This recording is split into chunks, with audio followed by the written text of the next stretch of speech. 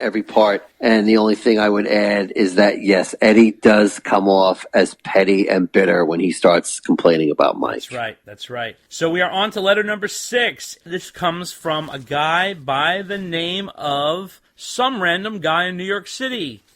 Lovely. So he says, I do have a question about the song Loss of Control.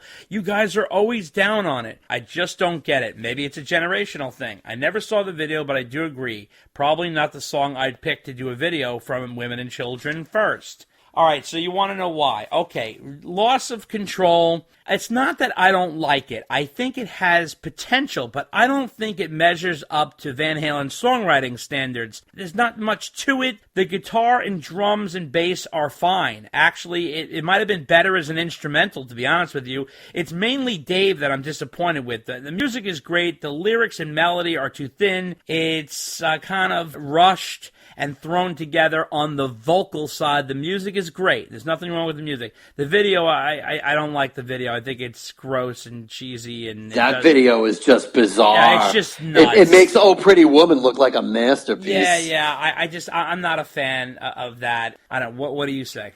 I think the solo on that song is incredible. And actually, when we released a song list a few months ago on Spotify. So what can I tell you? I think there's a lot of better songs off of that album than that one. You know, it just sounds like they rushed through it real quick. I mean, it was basically a punk spoof anyway. Yeah. You know, so, I mean, what can I tell you? They can't all be Ain't Talking About Love. That's right. But I really think I actually re-listened to it 3 times in reading this letter and prepping for the show, and I actually think it would work very well as an instrumental. I think it really would have. If you take the lyrics off of it, I think it would have been fantastic. So that's my take on that. And I just want you to know, Dave, we're halfway done. So we are whipping through. We are letter number 7. And this comes from the comedian Dan Nanan. And he says here, I have a couple of things for your mailbag. What if Eddie and Alex never switched instruments? As you know, Eddie first started playing the drums and Alex with the guitar, but Eddie kept playing Alex's guitar when he was out on his paper route, so he eventually decided to switch. More than likely, Eddie would have become an amazing drummer, but would Alex have become an innovative guitarist like Ed? It's been said that Alex is the most musically knowledgeable of the group and gifted of the group. The Van Halen still have written such great music and risen to fame. Number 2, we've heard all the rumors that Eddie is not well. What if, heaven forbid, he passes away? Is it conceivable that Wolfgang would one day take over on guitar, and he clearly has the chops? Would the band reform again with Mike on bass? Oh, my fucking God. So this is, you win the prize for the craziest question. This definitely brings us into a what-if scenario. Now it's time for What If with Dave and Dave. Shit, what if? What if? Dave Marconi's favorite segment, What If? What if, motherfucker? I don't do what ifs. So here we are in a What If, Dave, and of course, Dan is a comedian, so he's trying to be funny. Absolutely not. Come on, man. There's no way that Alex could reach the level of Ed. Sorry. No. And you're going to tell me Alex, you say here, is the most musically knowledgeable and gifted of the group? You got to be kidding me. Eddie is a goddamn guitar god from the heavens. No, I'm sorry. I'm sure Alex probably could play guitar. I don't think he's going to be Eddie's level. Eddie is like ridiculous genius. Number 2, the rumors about Ed. Oh, come on. That is a distasteful question. No. No Eddie Van Halen, no Van Halen. No Ed Alex Van Halen, no Van Halen. Let's hope Ed just needs some time off to rest and whatever. But we don't want Van Halen going on without Ed. Now, I'm sure Wolfie would never do something like that. So right. And let me tell you, if the Van Halen brothers had never switched instruments, then you and I would be doing the Eddie Money podcast. Yeah, that's right. We call it My Friends Unchained. That's it. No, you know what? We would call it Dave and Dave No Control. Oh, that's right. That's Dave, what we would call it. We should start that podcast. We should start the podcast. The theme song could be My Friends, My Friends. Oh, my God. That would be Dave and Dave No Control. the Eddie Money Podcast. Hey, I'm Eddie Money. Welcome God, to the now Dave and Dave Unchained. I'd have to start listening to all his albums now, though. Oh, yeah. He's got some great stuff. Give me some water. Yeah, a lot of people like man that. on the Mexican border. Cool water. All right, come on, let's stay on track. Okay, all right, here we go. Letter In number. the immortal words of David Lee Roth, let's stay focused. Yeah, right. And the second part of his email, there is no way that when Ed dies, the band will continue. No, that's crazy. No way, man. No way. That's all, folks. Letter number 8 comes from Brian Mack from Indiana. Okay, John Mellencamp Company. He says here, I get the feeling that Sammy's writing while listening to his own Spotify mix. Trust Fund Baby's verse sounds like they listened to Guns N' Roses' Night Train a little bit too much while writing it. The groove, lyrics, and melody are all eerily similar on the verse. Free Man's pre-chorus melody where he sings Packing Up Ain't No Fish in This Pond sounds like they lifted it from Metallica's Enter Sandman, the part where he sings Sleep with One Eye Open. On Chump Change, they lift 2 consecutive lyrics from the Beatles.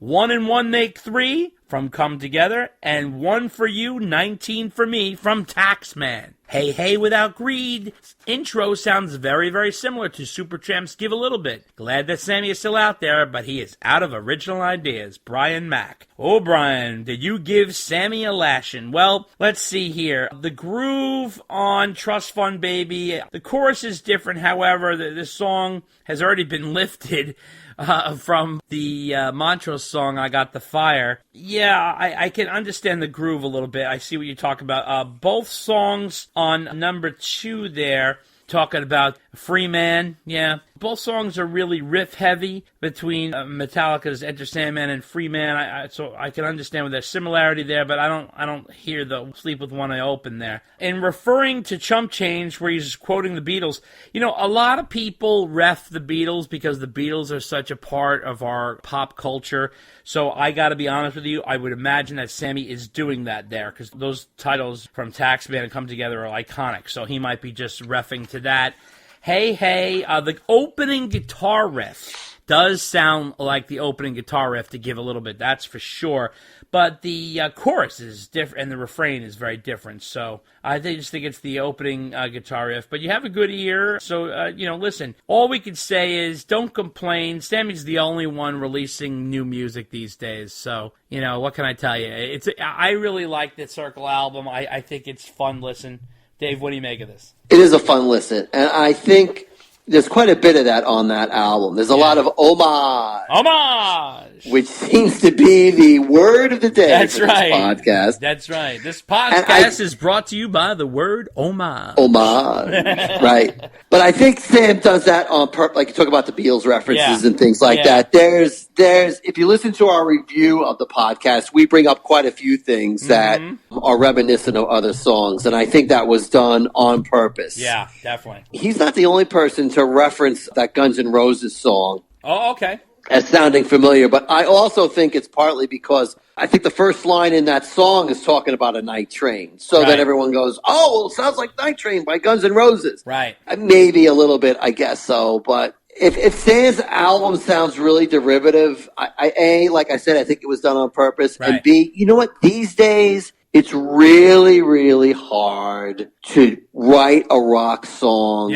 and not have a reference for something from the past because it's all been done. Right. There's like barely any room to do anything original anymore. That's true. That's very, very true. So it's very challenging. Absolutely. And we are on to letter number 9. And that comes from Dave Moses, the 4th Dave. And he says, David Lee Roth mentioned that he loves Rod Stewart recently, so I can hear that influence. And it's incredible how he hid that. I feel Van Halen does cover tunes so well. They make it their own and they totally morph it into their own thing. In regards to this, I really do think if they have a new album, they should do a cover song. It showcases their magical skills of morphing what's old into something their own, and they do this with hands tied behind their back. They hide their influences better than anyone. Your thoughts on this dynamic for all 4 original Van Halen members, and thoughts on their advantageousness of doing covers should they release new material.